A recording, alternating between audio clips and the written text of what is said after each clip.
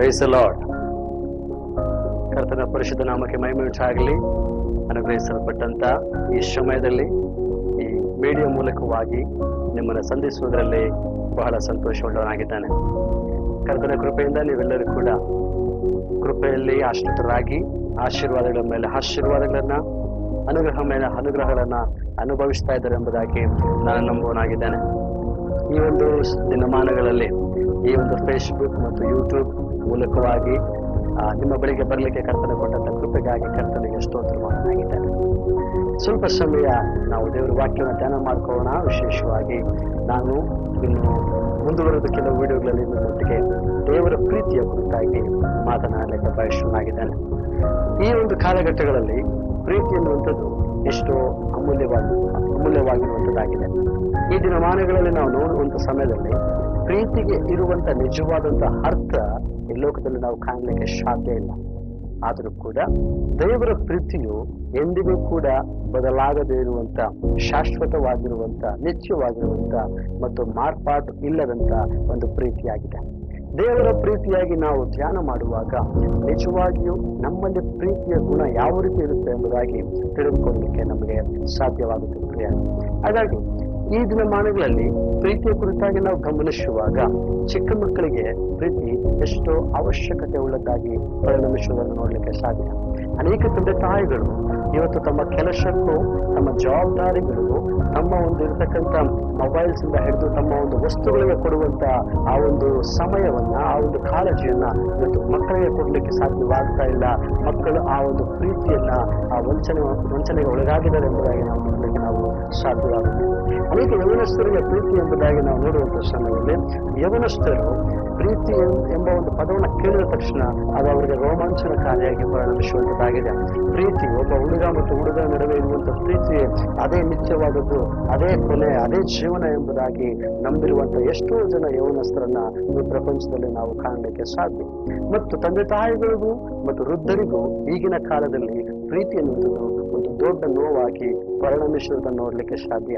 ಅನೇಕರು ಇವತ್ತು ಪ್ರೀತಿಗಾಗಿ ಆತೊರೆಯುವಂತವರಾಗಿದ್ದಾರೆ. ತಂದೆ ತಾಯಿಗಳು ಮಕ್ಕಳ ಪ್ರೀತಿಗಾಗಿ, ವೃದ್ಧರು ಮಕ್ಕಳು ಮತ್ತು ಮೊಮ್ಮಕ್ಕಳ ಪ್ರೀತಿಗಾಗಿ ಆತೊರೆಯುವಂತ ಸಮಯದಲ್ಲಿ ಇವತ್ತು ಅದನ್ನು ಅನುಭವಿಸ್ಲಿಕ್ಕಾಗದೆ ನೋವನ್ನು ಅನುಭವಿಸುವುದನ್ನು ನಾವು ನೋಡ್ಲಿಕ್ಕೆ ಸಾಧ್ಯ.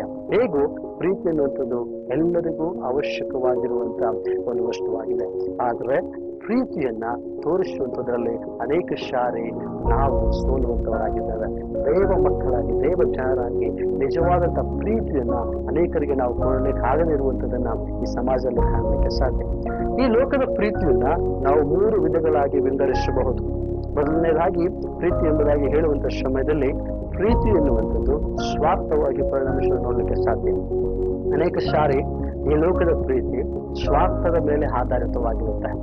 ನನಗೇನಾದ್ರೂ ಒಂದು ಅವಶ್ಯಕತೆ ಇದೆ, ನನಗೇನಾದ್ರೂ ಒಂದು ವಸ್ತು ಬೇಕು ಅಥವಾ ಹಣ ಬೇಕು ಅಥವಾ ಮುಂತಾದ ವಸ್ತುಗಳು ನನಗೆ ಬೇಕು ಎಂಬುದಾಗಿ ಅನೇಕ ಸಾರಿ ನಾವೇನ್ ಮಾಡ್ತೇವೆ, ಇತರರ ಮೇಲೆ ಪ್ರೀತಿ ತೋರಿಸ್ತೇವೆ.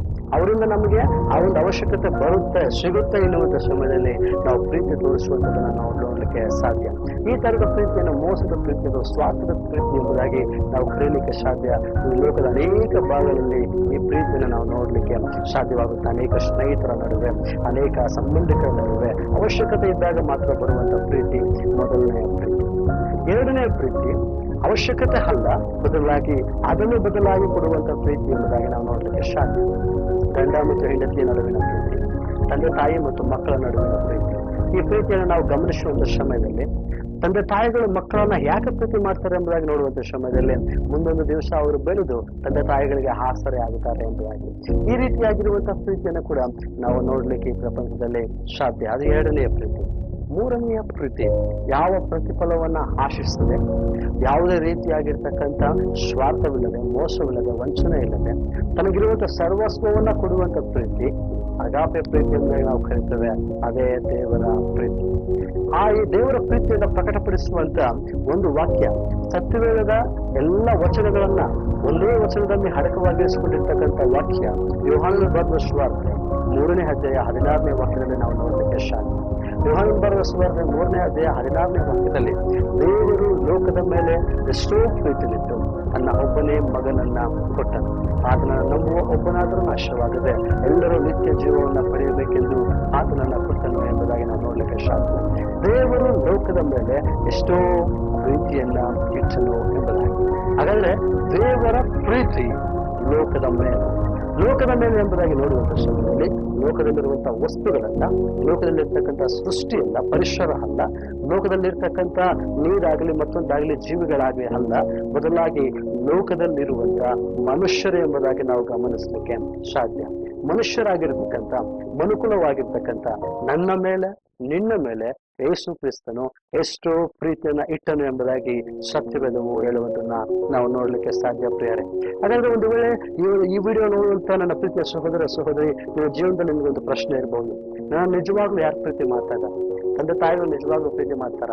ಅನೇಕ ಸಾರಿ ಅವರ ಪ್ರೀತಿಯನ್ನು ನಾವು ಹೊಂದಿಕೊಳ್ಳಿಕ್ಕಾಗುತ್ತಿಲ್ಲ. ನಮ್ಮ ಸ್ನೇಹಿತರು ನಮ್ಮ ನಿಜವಾಗ್ಲೂ ಪ್ರೀತಿ ಮಾಡ್ತಾರ? ಅನೇಕ ಸಾರಿ ಅವರಿಂದ ನಾವು ಪ್ರೀತಿಗೋಸ್ಕರ ದೂರವಾಗುವಂಥದ್ದನ್ನ ಕಾಣಲಿಕ್ಕೆ ಸಾಧ್ಯ.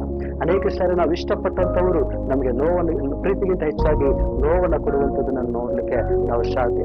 ಅನೇಕ ಸಾರಿ ನಮ್ಮ ಮನಸ್ಸು ಹೇಳುತ್ತೆ, ನಮ್ಮನ್ನ ನಿಜವಾಗ್ಲೂ ಪ್ರೀತಿ ಮಾಡುವಂತವ್ರು ಯಾರಿದ್ದಾರೆ? ಯಾರು ಇಲ್ಲ ಎಂಬುದಾಗಿ. ಆ ರೀತಿಯಾಗಿ ಒಂದು ವೇಳೆ ನೀನು ಆಲೋಚನೆ ಮಾಡ್ತಿರೋದಾದ್ರೆ ಪ್ರೀತಿಯ ಸಹೋದರ ಸಹೋದರಿ, ನಿನಗೊಂದು ಶುಭವಾರ್ತೆ ಕೊಡ್ಲಿಕ್ಕೆ ಇಷ್ಟಪಡ್ತಾನೆ. ಏನಪ್ಪಾ ಅಂದ್ರೆ, ಯೇಸು ಕ್ರಿಸ್ತನು ನಿನ್ನನ್ನ ಪ್ರೀತಿ ಮಾಡುವಂತನಾಗಿದ್ದಾನೆ. ಹಲ್ಲೆಲೂಯಾ.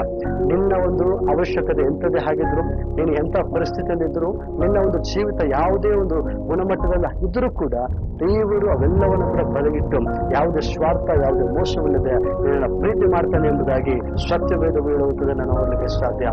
ದೇವರು ಲೋಕದ ಮೇಲೆ, ದೇವರು ನಿನ್ನ ಮೇಲೆ, ದೇವರು ನನ್ನ ಮೇಲೆ, ನಮ್ಮೆಲ್ಲರ ಮೇಲೆ ಎಷ್ಟೋ ಪ್ರೀತಿಯನ್ನ ಇಟ್ಟನು ಎಂಬುದಾಗಿ ಸತ್ಯವೇದ ಹೇಳುತ್ತದೆ.